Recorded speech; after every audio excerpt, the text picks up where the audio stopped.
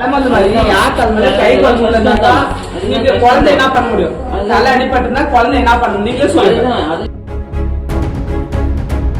ஏன் பழைய பில்டிங்ல கை குழந்தைல போட்டு வச்சுக்கிறீங்க? பழைய பில்டிங் அப்படின்னு எப்படி நீங்க சொல்லுங்க? அது எப்படி பைசா? அது எப்படி மேடம் உங்களுக்கு இல்ல? நீ அது பாக்கலன்னு பாதுகாப்பு உங்களை நம்பிதான் வந்தேன். ஏன் மேல விழுந்த மாதிரி எல்லா குழந்தைங்க மேல விழுந்தாக்க உள்ள விழுந்தா எல்லாருக்கும் ஆபத்துனா எல்லாருக்கும் நீ உத்தரவு என்ன பண்ணுவீங்க? கை குழந்தை நீங்க குழந்தை என்ன பண்ண முடியும்? தலை அடிபட்டுனா குழந்தை என்ன பண்ணணும் நீங்களே சொல்லுங்க. அது எங்களுக்கு புரியுதுப்பா. எங்ககிட்ட நீங்க கோவப்பட்டு உங்ககிட்ட நான் கோவப்பட முடியாது. ஆளுங்க என்ன அதுக்கு யாரு எதுக்கெல்லாம் ரொம்ப பேசுறோம் அதுக்கு என்னவோ ஆளுங்க வர சொல்லு. எங்களுக்கு ஒத்தாச்சு நீங்க எல்லாம் பேசுங்க. ஒன்னும் பிரச்சனை யாருனாலும் பேசுவாங்க. இதெல்லாம் யாரும் பேசாமலாம் இருக்க மாட்டாங்க. வாங்க எல்லாரும் பேசுவாங்க. ஏன் பழைய பில்டிங்ல கை குழந்தைல போட்டு வச்சுக்கிறீங்க? பழைய பில்டிங் அப்படின்னு எப்படி நீங்க சொல்லுங்க? அது எப்படி பைசா? அது எப்படி மேடம் உங்களுக்கு கீழே நீங்களே சொல்லுங்க. சீலிங் உடஞ்சி எப்படி உங்களுக்கு கீழே ஒரு குழந்தை வயசு மேல போட்டு வைக்கிறனாக்கா அதுக்கு எவ்வளவு மேல பாதுகாப்பு பண்ணிக்கிறோம்? பெரியவங்க மேல வந்து குழந்தை மேல இருந்தா என்ன இருக்கு மேடம்? நீங்களே கூட சொல்லுங்க. ஆனா போய் பாருங்க கை குழந்தை வச்சுக்கிறாங்க. குழந்தைக்கு எதனா ஆபத்து என்ன குழந்தை தவறுந்து வைக்கிறாங்க.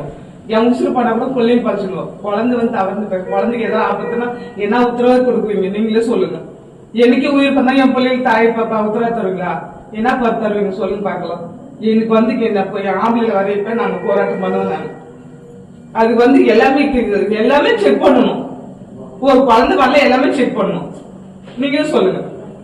எம்எல்ஏ குழந்தைக்கு இருந்தா குழந்தை இருக்குமா? குழந்தை தாங்குமா? கை குழந்தை ஒரு சளி ஜுரம் உடம்பு சரியில்லாத பாதுகாப்பு தான் நமக்கு வருது. நீங்களே சொல்லுங்க. இப்பதான் தலை அடிமட்டுப்பட்டு 7 செயல் போட்டு இப்ப 4 நாளதான் குழந்தைக்கு இந்த வாரமே சரியில்லை. நான் கஷ்டப்பட்டு நான் வந்து இங்க வந்து அட்மிட் ஆகிடுவேன். எங்களுக்கு ஆம்பளைல வரையப்ப அது எல்லாமே செக் பண்ண அண்ணா நீங்க சொல்லுங்க. எல்லாருக்குமே சொல்லுங்க. ஆளுங்க வரணும் பாக்கணும் அந்த பில்டிங்ல. ஏன் பழைய பிள்ளைங்கள ஒரு கை குழந்தைங்கள நீங்களே சொல்லுங்க. கரெக்ட் தான். பழைய பில்டிங் உள்ள கை குழந்தைங்கள எவ்வளவு பேசிட்டு போய் பாருங்க. செக் பண்ண கூடாதா? டெய்லி செக் பண்ணுங்க வந்துங்க. அவங்க என்ன சொல்றாங்க, ஒரு நிமிஷம் இருங்க. இப்ப என்னன்னா எங்களுக்கு தெரியாது, நாங்க பேஷண்ட். நாங்க எப்போ வரோம். நீங்க தானே இங்கே தானே இருக்கீங்க. எங்க என்ன ப்ராப்ளம் உங்களுக்கு மெயின்டெனன்ஸ் நீங்க தானே சொல்லணும். சார் மெயின்டெனன்ஸ் பாக்குறது ஓகே தான் சார். சொல்லுங்க சொல்லுங்க. ஏன் போன் ஆன்ல வச்சிருக்கீங்க? எங்களுக்கு அவங்க பேச அவங்க ஆதங்கம் வேணும்ல. சொல்லுங்க. எங்களுக்கு பாருங்க. எங்களுக்கு நாங்க என்ன சொல்றோம், நாங்க பேஷண்ட். எந்த பில்டிங்ல எந்த பிரச்சனைன்னு எங்களுக்கு தெரியாது. ஓகேங்களா? எந்த பிள்ளைங்க நீங்க தானே மெயின்டெனன்ஸ் சொல்லணும். இங்க இந்த மாதிரி பிரச்சனை இருக்குங்க அப்படின்னு சொல்லி நீங்க தானே மெயின்டெனன்ஸ் சொல்லணும், இன்ஃபர்மேஷன் கொடுக்கணும். எங்களுக்கு தெரியுமா? பெட்ல சேரும்போதே நினைச்சேன் இது வந்து பழைய பில்டிங்ல. நான் நினைச்சேன் உண்மையிலே பொது இடத்துல சொல்றேன். குழந்தைங்க பழைய பில்டிங் போட்டு வச்சிருக்காங்க. நான் மேல எல்லாம் பார்த்தேன். இது என்ன நான் கடவுளை நினைச்சுன்னு படுத்தேன். இதுக்கெல்லாம் கடவுள் தான் தோணுங்க.